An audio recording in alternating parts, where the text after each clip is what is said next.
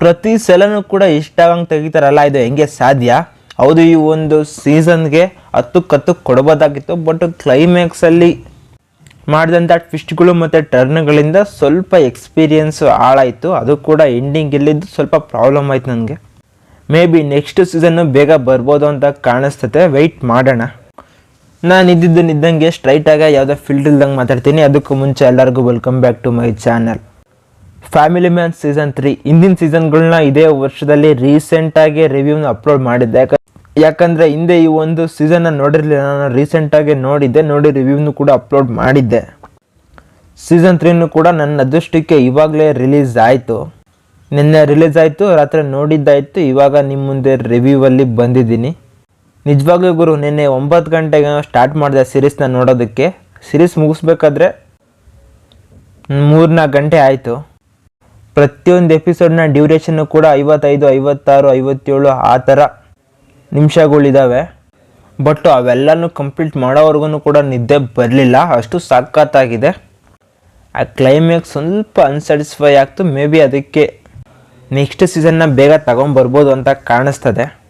ಇನ್ನು ಈ ಒಂದು ಸೀರೀಸ್ನ ಸ್ಟೋರಿ ಲೈನ್ ವಿಷಯಕ್ಕೆ ಬಂದರೆ, ಇಲ್ಲಿ ಒಂದು ದೊಡ್ಡ ಡ್ರಗ್ ಡೀಲ್ ನಡಿಬೇಕಾಗಿರುತ್ತೆ. ಅದಕ್ಕೋಸ್ಕರ ಗೌರ್ಮೆಂಟ್ನ ಮ್ಯಾನಿಪ್ಯುಲೇಟ್ ಮಾಡಿ ನಮ್ಮ ಹೀರೋ ಶ್ರೀಕಾಂತ್ ತಿವಾರಿನ ಇಲ್ಲಿ ದೇಶದ್ರೋಹಿನ ಮಾಡೋದಕ್ಕೆ ಟ್ರೈ ಮಾಡಿ ಒಂದು ದೊಡ್ಡ ಪ್ಲ್ಯಾನ್ನ ಹಾಕೊತಾರೆ. ಮತ್ತು ಶ್ರೀಕಾಂತ್ ತಿವಾರಿ ಇಲ್ಲಿ ಒಬ್ಬ ದೇಶದ್ರೋಹಿ ಆಗಿ ಅವನ ಫ್ಯಾಮಿಲಿನ ಇಟ್ಕೊಳ್ಳೋದಕ್ಕೆ ಬಂದಾಗ ಆ ಫ್ಯಾಮಿಲಿನ ಯಾವ ಥರ ಕಾಪಾಡ್ಕೊತಾನೆ, ಒಂಥರ ಈ ಒಂದು ಸಿಚುವೇಶನ್ಸ್ನ ಸಕಾಲಾಗಿ ತೋರಿಸಿದ್ದಾರೆ. ಅಷ್ಟೇ ಅಲ್ಲ, ಶ್ರೀಕಾಂತ್ ತಿವಾರಿ ಬ್ರಿಲಿಯನ್ಸ್ನು ಕೂಡ ಅಷ್ಟೇ ಸಕಾಲಾಗಿ ತೋರಿಸಿದ್ದಾರೆ. ಇನ್ನು ಈ ಒಂದು ಸೀಸನಲ್ಲಿ ವಿಲನ್ ಕ್ಯಾರೆಕ್ಟರ್ ಅಂದರೆ ರುಕ್ಮ ಕ್ಯಾರೆಕ್ಟರ್ ಪ್ಲೇ ಮಾಡಿರೋ ಆಕ್ಟರ್ ಮಾತ್ರ ಆ ಒಂದು ಕ್ಯಾರೆಕ್ಟರ್ನ ತುಂಬ ಚೆನ್ನಾಗಿ ಪ್ಲೇ ಮಾಡಿದ್ದಾರೆ. ಆ ಒಂದು ಕ್ಯಾರೆಕ್ಟರ್ಗೂ ಕೂಡ ತುಂಬ ಕಡೆ ಕೆಲವೊಂದು ಸಿಚುವೇಶನ್ಸಲ್ಲಿ ಕನೆಕ್ಟ್ ಆಗ್ತೀವಿ. ಆ ಒಂದು ಕ್ಯಾರೆಕ್ಟರ್ಗೂ ಒಂದು ಪರ್ಫೆಕ್ಟ್ ಎಮೋಷನ್ಸ್ನ ಬರ್ಕೊಂಡಿದ್ದಾರೆ. ನಿಜವಾಗ್ಲೂ ಈ ಒಂದು ಸೀಸನಲ್ಲಿ ಚಿಕ್ಕ ಪುಟ್ಟ ಕ್ಯಾರೆಕ್ಟರ್ ಆಗಲಿ ಅದಕ್ಕೊಂದು ತೂಕ ಕೊಟ್ಟಿರ್ತಾರೆ, ಅದು ತುಂಬ ಇಷ್ಟ ಆಗುತ್ತೆ.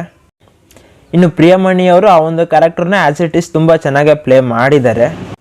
ಒಟ್ಟಿನಲ್ಲಿ ಇಲ್ಲಿ ನಮ್ಮ ಶ್ರೀಕಾಂತ್ ತಿವಾರಿಗೆ ಫ್ಯಾಮಿಲಿಯಲ್ಲೂ ಕೂಡ ಪ್ರಾಬ್ಲಮ್ಮು, ಕೆಲಸದಲ್ಲೂ ಕೂಡ ಪ್ರಾಬ್ಲಮ್ಮು, ಒಂದು ಸಂದಿಗ್ಧತೆನ ತುಂಬ ಚೆನ್ನಾಗೇ ತಗೊಬಂದು ನಮ್ಮ ಮುಂದೆ ಪ್ರೆಸೆಂಟ್ನ ಮಾಡಿದ್ದಾರೆ. Rajan DK brothers once again 4ನ ಹೊಡಿತಿದ್ದಾರೆ. 6 ಹೊಡಿಬೋದಾಗಿತ್ತು, ಬಟ್ ಕ್ಲೈಮ್ಯಾಕ್ಸ್ ಸ್ವಲ್ಪ ಇಲ್ಲಿ ಎಂಡಿಂಗ್ ಕೊಟ್ಟು ಆಮೇಲಿಂದ ಮತ್ತೆ ಸ್ಟಾರ್ಟ್ ಮಾಡಿದರೆ ಇನ್ನೂ ಸೀಸನ್ನ ಚೆನ್ನಾಗಿರೋದು. ಬಟ್ ಒಂದೇ ಸ್ಟೋರಿನ 2 ಸೀಸನ್ನಲ್ಲಿ ಎಳೆದ್ರೆ ಅಷ್ಟು ಚೆನ್ನಾಗಿರಲ್ಲ ಅಂತ ನನಗನ್ನಿಸ್ತದೆ. ಇನ್ನು ಸ್ಕ್ರೀನ್ ಪ್ಲೇನು ಕೂಡ ತುಂಬ ಚೆನ್ನಾಗಿದೆ. ಈ ಒಂದು ಸೀರೀಸಲ್ಲಿ JP ಕ್ಯಾರೆಕ್ಟರ್ ಮಾಡಿರೋ ಆಕ್ಟರು ಆ ಕ್ಯಾರೆಕ್ಟರ್ನ ತುಂಬ ಚೆನ್ನಾಗಿ ಪ್ಲೇ ಮಾಡಿದ್ದಾರೆ. ಮನೋಜ್ ಬಾಜ್ಪೇಯಿ ಒನ್ಸ್ ಅಗೇನ್ ಶ್ರೀಕಾಂತ್ ತಿವಾರಿ ಕ್ಯಾರೆಕ್ಟರ್ನ ತುಂಬ ಚೆನ್ನಾಗಿ ಪ್ಲೇ ಮಾಡಿದ್ದಾರೆ.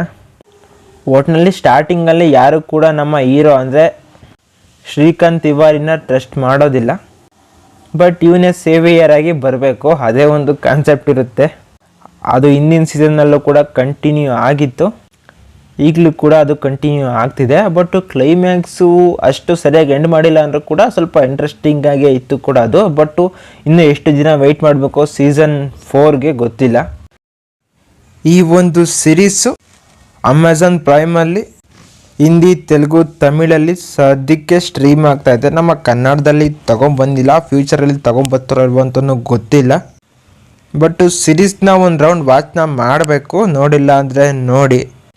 ತುಂಬ ಚೆನ್ನಾಗಿದೆ.